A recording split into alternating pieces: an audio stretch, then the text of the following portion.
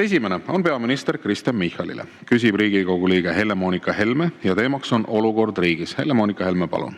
Aitäh, eesistuja, peaminister. Alustame sellest, et te olete siin juba pikemat aega reipalt raporteerinud, kuid me elame teie juhitud Eestis kui parimas võimalikus maailmas ja iga infotund, kus on juhitud teie tähelepanu meie kiirelt kasvavale võlakoormusele, millega kaetakse siis riigieelarve defitsiiti, mis hoolimata kõigest kõrgetest maksudest aina suureneb, inflatsioonile, mis meid kõik igapäevaselt vaeseks teeb.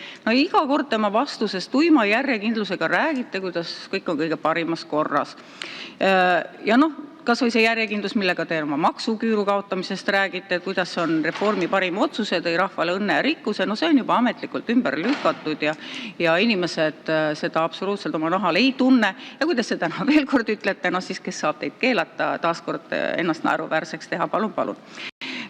Näiteks Konjunktuuriinstituudiga, kelle arvamused teie reputatsioonile haiget tegid, sellega te lõpetasite lepingu ära ja andsite need ülesanded Statistikaametile, kes kohe hakkas väljastama ka Eesti majanduse ja inimeste toimetuleku kohta ilusaid ja kenasid ülevaateid, millele toetudes saite ka siin juba korduvalt öelda, et meil on väike, aga armas majanduskasv. Nii. Ja nüüd, kui alati on siin mail usaldatud seda pilku väljastpoolt, et alati on nii hirmus tähtis, mida teised meist arvavad, usaldame teadust ja nii edasi, siis nüüd IMF ja OECD mõlemad on andnud Eesti majandusele, rahandusele suhteliselt hävitava hinnangu. Ja tegelikult see on hinnang teie tegemistele ja Reformierakonna ja Eesti 200 valitsusele. Ma siis küsingi, et kas te olete sellega tutvunud, mis on teil selle kohta öelda ja tegelikult äkki teeks nüüd nii Eestile kui rahvusvahelistele organisatsioonidele selle teene ära ja astuks tagasi, enne kui on Eestile liiga hilja. Selge, aitäh. Ja Riigikogu esimees, head Riigikogu liikmed. Teen ootama, kus see küsiv moment oli selles tiraadis. Aga nüüd võttes järjest. Kõigepealt veidi olen jõudnud tutvuda selle kohta, mida te küsisite IMF-i missiooni lõppjärelduste üldhinnanguga ja veidi ka selle OECD majandusülevaatega. Ja ma püüan neid veidi tagasi peegeldada, et teie küsimus saaks vastuse. Ja mis puudutab muidugi majanduskasvu, et ta ei ole enam tillukene, aga armas on ta ikkagi, nüüd ta on juba päris suur. Et 2,4% majanduskasvu, ma arvan, me oleme sellega ikkagi päris korralikult edasi liikumas. Et kuidas öelda, et väga pikalt on seda oodatud. Et Eesti majandus oli ju paar aastat päris keerulises olukorras ja kui mina ametisse tulin, siis eesmärk oli Eesti kaitse korda saada, et kaitse peaks ja Eesti kaitsesse on läinud rekordsummad. Ja suur tänu kõigile teenistustele, inimestele erasektoris ja avalikus sektoris, kes panustavad ja teine majandus on ka kasvule pöördunud ja siin on väga suur roll erasektori pingutustel, aga ka avalikul sektoril, kes on teinud mõistlikke otsuseid ja loodetavasti veel koristab sellelt teelt takistusi. Nii et need on kaks olulist asja, kaitstud riik ja majanduskasv. Ja kui te ütlete, et ma ei peaks sellest rääkima, siis millest ometi ma rääkima peaks. Nüüd mis puudutab seda statistikavaadet, siis konjunktuuri hinnanguid ja neid uuringuid tellib siiski Euroopa Komisjon ja nemad ka vastavad need hanked teevad. Nendest hangetest on siin ka korduvalt räägitud, aga see vist ei väära teie väljaütlemisi.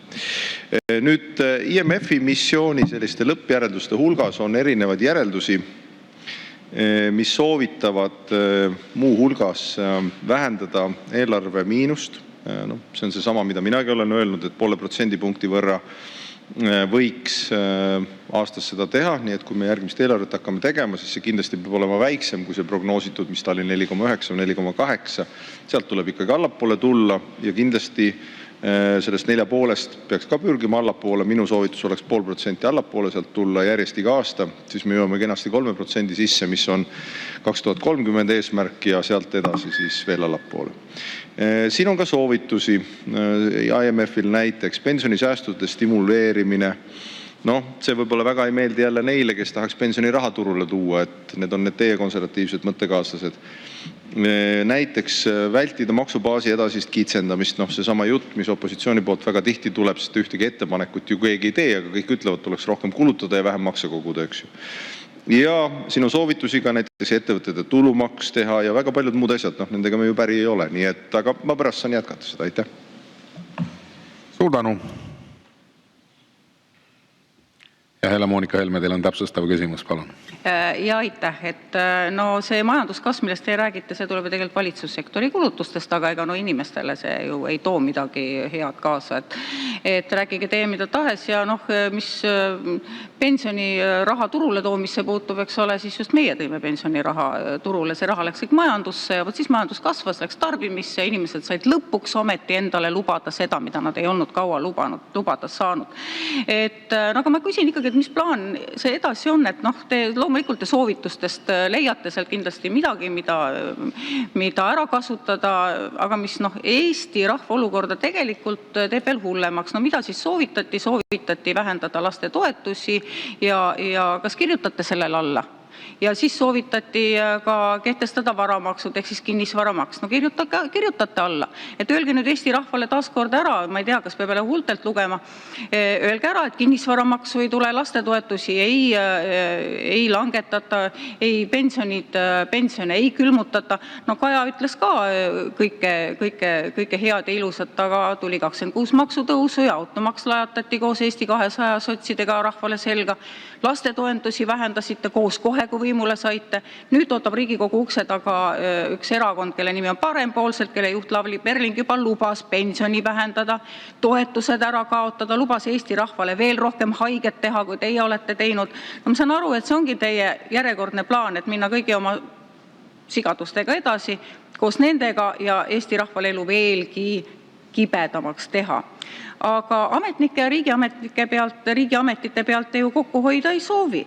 See Jürgeni jutust on juba kõik välja tulnud, et riigiametite palgad tõusevad veelgi, tema toetab seda, rahvas söög aga pesemata kartuleid ja vaestel tanklasse asja ei ole.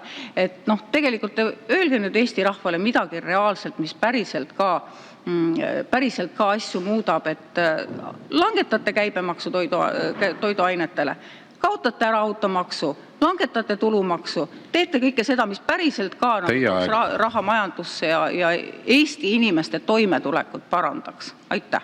Aitäh. Härra peaminister, palun. Ja aitäh, hea Riigikogu esimees. Aitäh, hea küsija. Kõigepealt sellest majanduskasvu võrdlusest, kus meil enne see debatt pooleli jäi ja mida ma lubasin jätkata.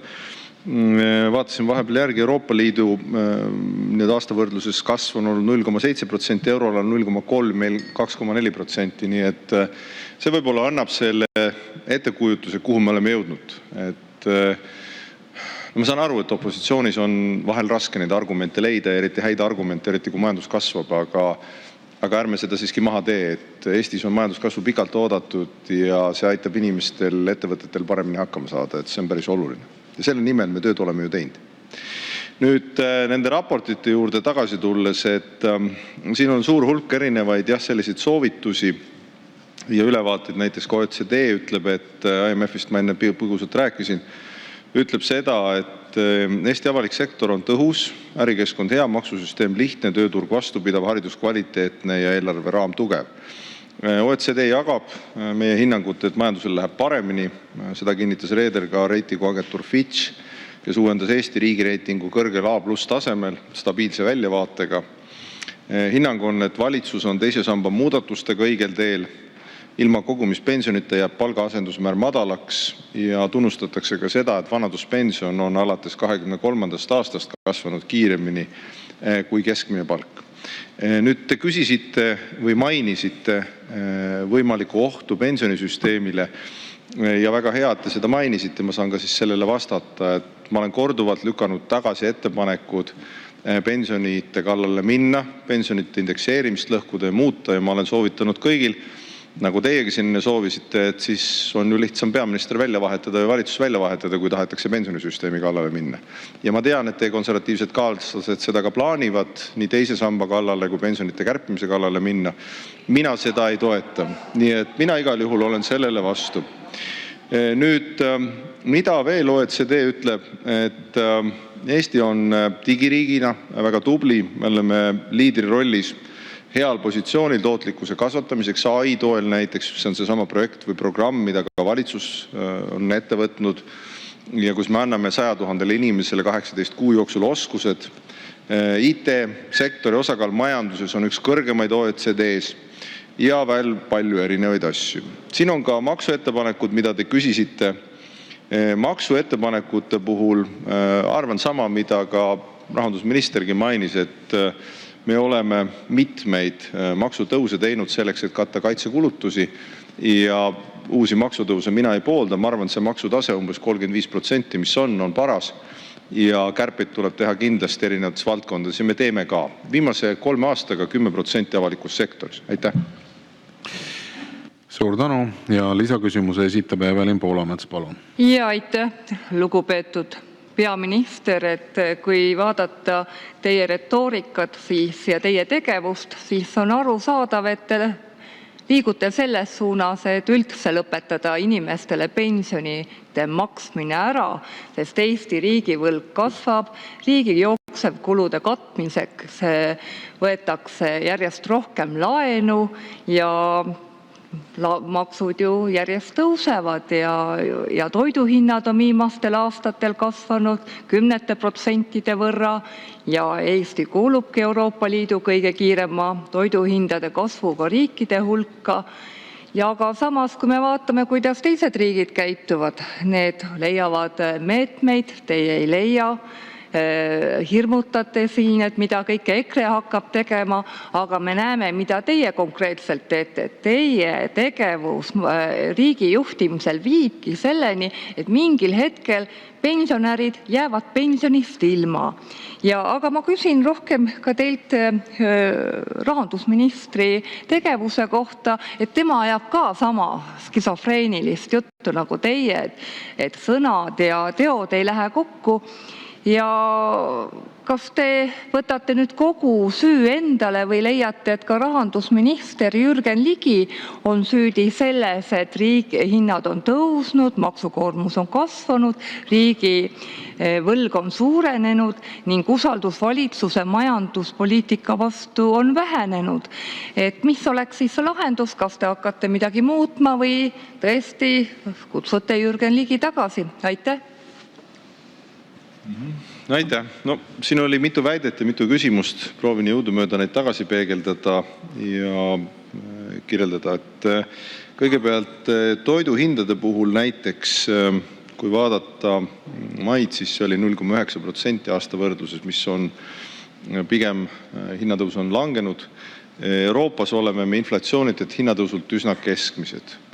Ja seda juttu kuulates mulle väga meeldis Moonika Helme selline aus sõnum, et just teie olite need, kes pensioniraha turule tõid, et sama proovitigi või tehti praegu ka Leedus, inflatsioon viskab üles, et sealt see inflatsioonilaine meile tuli siseriikliku pingutusena ja eks sellega on tulnud kõvasti vaeva näha, et sellist ülestimuleerimist ei toimuks. Nüüd räägite, maksud tõusevad.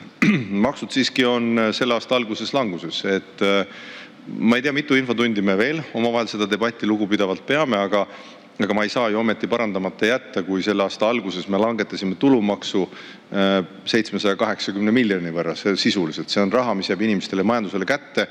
Eesti Panga kirjeldusel, kes teie vaatest jälle, ma saan aru, EKRE-s ei kuulu sõltumatute institutsioonide hulka, aga mujal maailmas siiski on, 10% kasvab netopalk, perele jääb umbes 6% rohkem raha kätte. Nii et praktika siiski kirjeldab seda, et Eesti inimestele jääb tänu sellele, et me tulumaksu langetasime ja tulumaksu vaba osa on suurem, rohkem raha kätte ja eks seda ka majandusnäitajad kirjeldavad, et kui vaadata eksperte, siis nad ütlevad, et majanduskasvus 1, 2, 3, 4 detail, aga üldiselt tulumaksureform on toonud ikkagi turule elavnemise ja inimesed tarbivad rohkem ja saavad ise oma tulevikku kindlustada. See on oluline. Nii et maksud ei tõuse. See on oluline ringi lükata. Nüüd, mis puudutab Eesti riigivõlga, jah, Eesti riigivõla kasv on, sellega tuleb tegeleda, selleks ongi needsamad ettepanekud ka avaliku sektori piiramiseks 3 aasta jooksul 10% ja me oleme seda teinud, 5%, 3%, 2%, see on kava. Kaja Kallase valitsustest alates umbes 1,4 miljardit oleme tõmmanud koomale ja tõmbame veel. Ideena ta tavaliselt on populaarne, kuni see tabab mingit konkreetset valdkonda ja siis tihtipeale enam ei ole nii populaarne ja valitsus tavaliselt saab sõimata. Aga see käib valitsuses vist palgahinna sisse.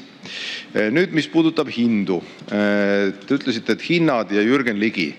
No ma saan aru, et valitsusliikmed ei pea olema armsad ega meeldima, aga vaadake, Jürgen Ligi neid hindu küll nüüd ei tõsta. Tal võib olla palju puuduseid või palju häid omadusi, aga hindu ta tõesti ei tõsta. Kas te tõesti arvate, et rahandusminister tõuseb hommikul üles ja mõtleb, et ei tea, kuidas saaks neid hindu tõsta? No vot nii see ei ole. Hinnad on siiski tõusnud erinevate probleemide tõttu. Kui me vaatame, hakkame ajas tagasi kerima, praegu inflatsioon Euroopas on mõjutatud väga palju sellest, mis toimub Hormuzi väinas. Kuhu sellel skaalal paigutada Jürgen Ligi? Väga raske, aga võib-olla teie suudate. Aitäh! Aitäh! Sellega lõpetame tänase esimese küsimuse käsitlemise.